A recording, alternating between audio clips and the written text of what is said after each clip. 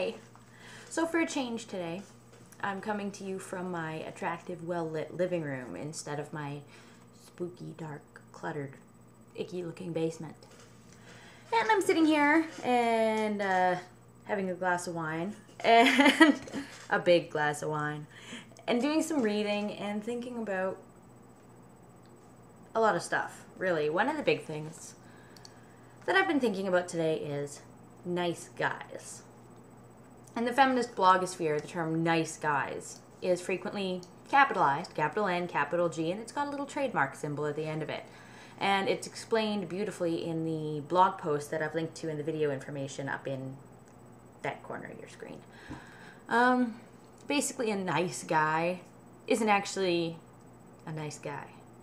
He's the guy who will behave like a great friend and a wonderful person toward women, but secretly has the expectation that they'll reciprocate with sex. Most nice guys will complain very loudly that women don't like nice guys, they only like jerks, and be just a little too caring toward a lot of their female friends. A lot of nice guys latch on to women who are dealing with hard times in their lives or who have emotional problems because their tactics work better on women whose self-esteem is in the toilet. And I know this because I've dealt with nice guys more than once in my life, and especially when I was in the absolute worst places emotionally. There's always, a guy friend who was always there for me when I needed a shoulder to cry on, who would come over and stay up late with me when I was having panic attacks that were so bad that I couldn't even think about sleeping, who would listen when things went bad and celebrate with me when things went well.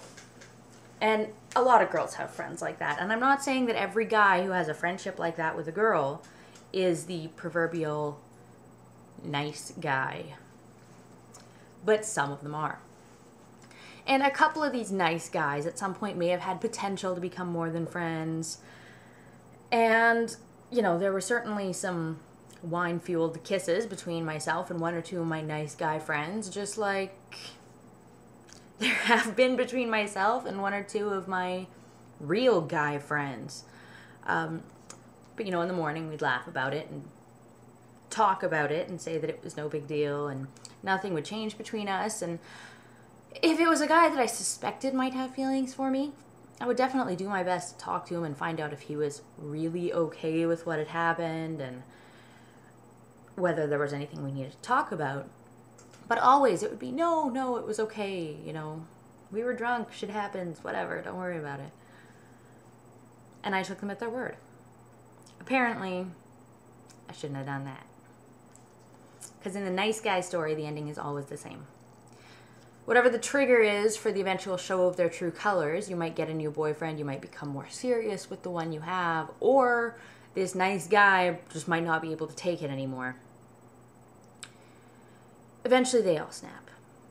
They may not yell at you, a lot of them won't even talk to you directly, but they might send you a scathing email, or you might, like I did in one situation, get a phone call from a mutual friend. Bill asked me to talk to you. And the point is always the same. Regardless of what you and Bill actually discussed over the course of your friendship, regardless of, you might not even have been aware he had feelings for you, because a lot of times you won't know. You'll think this guy is just a really great friend, because they'll never say a word about being attracted to you. And regardless of whether you knew any of this or whether any of it ever came up in conversation, Bill is now pissed off that you wouldn't date him, or at least give him a pity fuck. And even if you did know that he liked you and tried to have an adult conversation with him about how you didn't feel the same way, but you value his friendship, and is that okay if we can't be friends because of this situation? I understand if there's something you need to get off your chest, whatever. He might have responded by saying that he valued your friendship too much to throw it away over something like unrequited crushes, but somehow you should have known that he was just using nice guy code for, you'd better fuck me or I'll tell all our friends that you're a manipulative bitch. Like Jeff says in the Shakesville post that I linked to here, there's nothing wrong with being attracted to a platonic friend. It happens all the time. But adults are supposed to deal with that situation by having an adult conversation, discussing their feelings, and talking about the potential outcomes of the situation. If you never explain how you feel, you can't expect the other person to just know.